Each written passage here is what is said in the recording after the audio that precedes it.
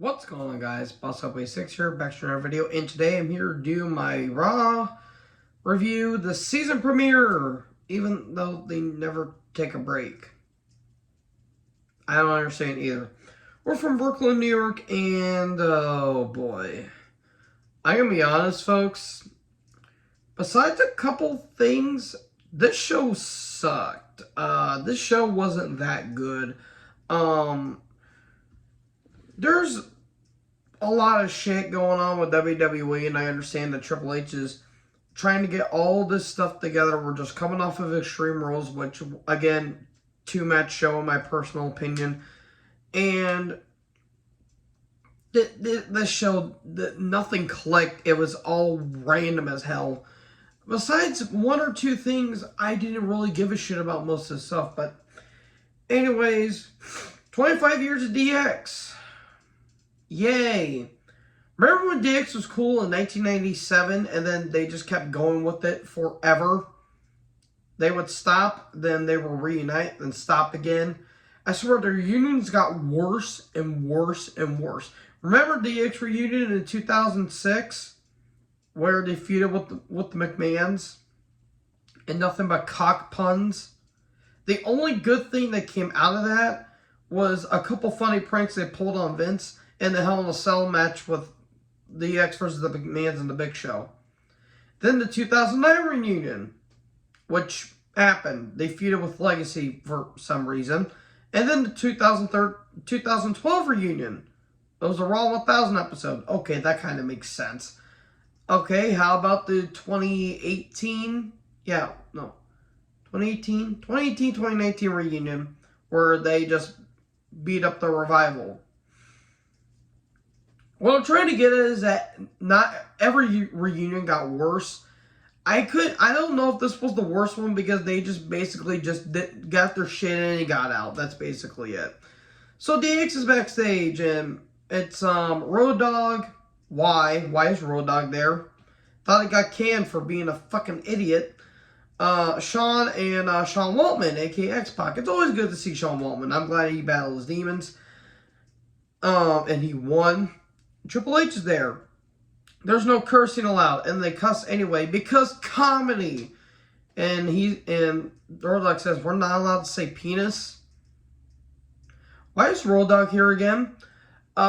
He says they say they see 4 cocks. It's rubber chickens. Every time I see a rubber chicken, I kind of mark out for it. Why? Because rubber chickens are fucking hilarious. Okay. And then Triple H kind of took a shot at AEW.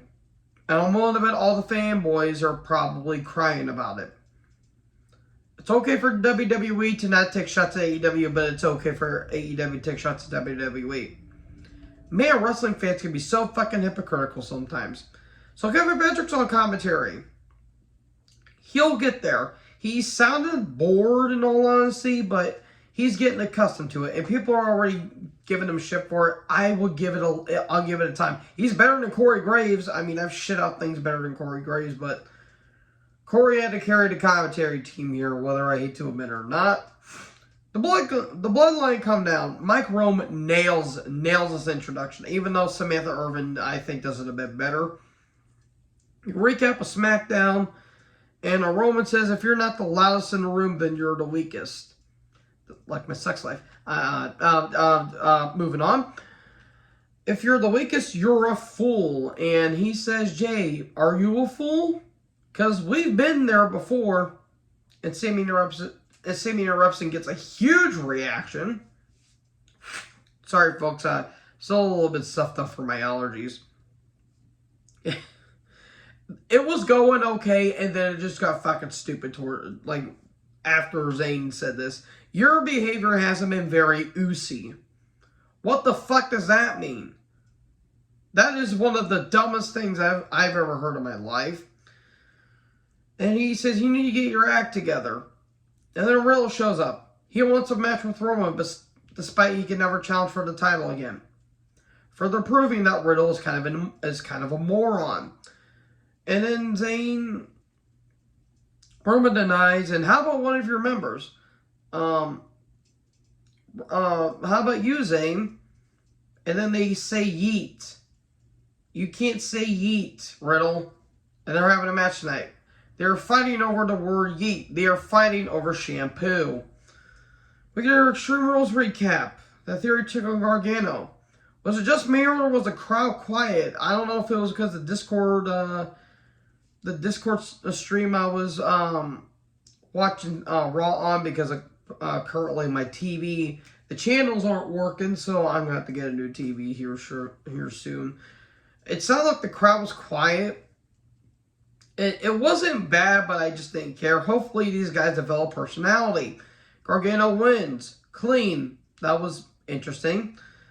Theory kind of looked like a chump in the outset, but then again, I don't care about Theory. So, speaking of things I don't care about, Ray took on Chad Gable with Otis. God. Remember when Gable was taken seriously, and then they gave him Shorty G, and then Shorty Gable, and that completely ruined him after that? They tried to make it up with Chad, but I'm sorry, this shit with Otis is terrible. And then Rhea and Dominic come down, because I need Rhea and Dominic come down, because this needed more shit. You're not making me want to watch Rhea Ripley on my television. That's fucking despicable. Ray wins. And then Dominic slaps Ray. Come on, hit me. Come on, boy, hit me. The Balor Priest show up. Ray takes care of them, and then Dominic clotheslines Ray. And then Dominic gets 619 to Ray. Oh my fucking lord. This crowd seriously wants Dominic to get the fuck out of here. And it's not even like go away, we don't want to see you anymore. No. They don't want to see this fucker within 5 feet of them. That's how bad this is. This storyline has progressively gotten worse. And it's going to get worse here in a little bit. And then we can recap what just happened 5 minutes ago. They are still in the ring, by the way. Judgment Day are still in the ring. What the fuck? The show was formatted horribly. Apologies, I got the hiccups. So we get a recap of Extreme Rules, and sorry folks, my hiccups kicked in really badly. So Rhea talks about what she did to Beth and the stuff with Edge, because this feud needs to fucking continue for some reason. Here comes Styles. And then Dominic talked, but then the crowd didn't let him because Dominic is terrible. And anyway, Styles comes out. He says he needs friends and he needs family. He needs you guys. And then they hug. And Styles is like, I wasn't talking about you. And then Gallows and Anderson show up.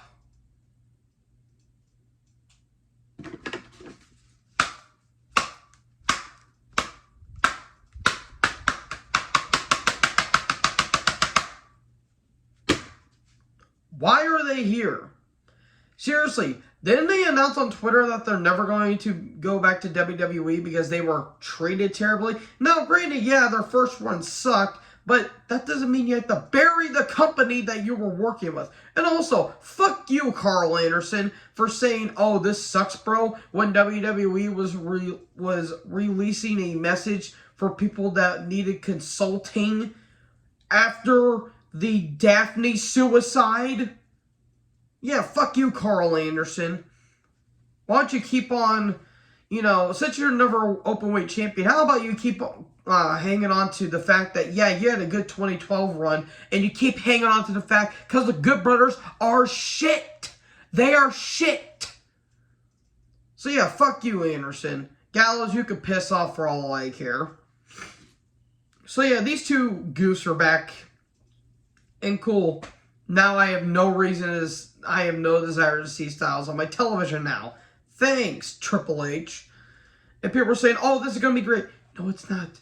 This ain't gonna do shit for the tag division. It just got rotten as it goes on. So anyway, Damage Control is backstage, and Byron is now a backstage announcer. Cool. And EO talks, and I got distracted because, first of all, hot damn, and second of all, everyone looked great tonight. And second, I couldn't understand what she was saying.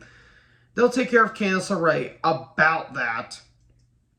The Bloodline are backstage, and Heyman, Reigns, and Solo are there. And then Jay's like, well, what about Sammy? You and Jimmy can stay with him tonight. Okay. So we get a brief recap of Extreme Rules. Bayley comes down. By the way, Bayley versus Bianca was a match of the night, in my opinion. Bayley took on Candice.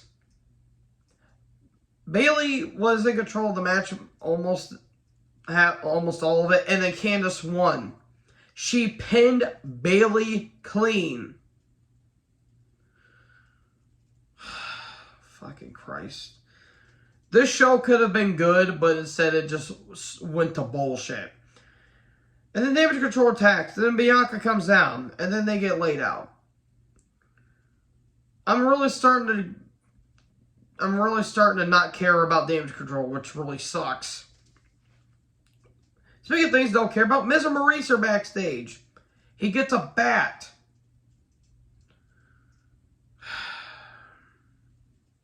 God fucking Christ. And then Maurice is in the ring, and then Miz comes down. It's Miz's birthday. Happy birthday, Mike. You get one of the worst segments that's happened in recent memory. I literally said, fuck this segment. This segment was terrible. Mike has big balls. It's big bounty balls. Comedy. Comedy. Are you laughing, folks? It's comedy. Oh, my God. I literally about went insane watching this because this show was shit. And then Loomis is hiding underneath a gift. Miz tries to hit him with a bat. And then Miz is getting choked out by Loomis. Maurice goes awkwardly into the cake. Miz runs off. Loomis stares at Maurice, and then she runs off. Loomis stabs the two bouncy balls, and he eats the cake.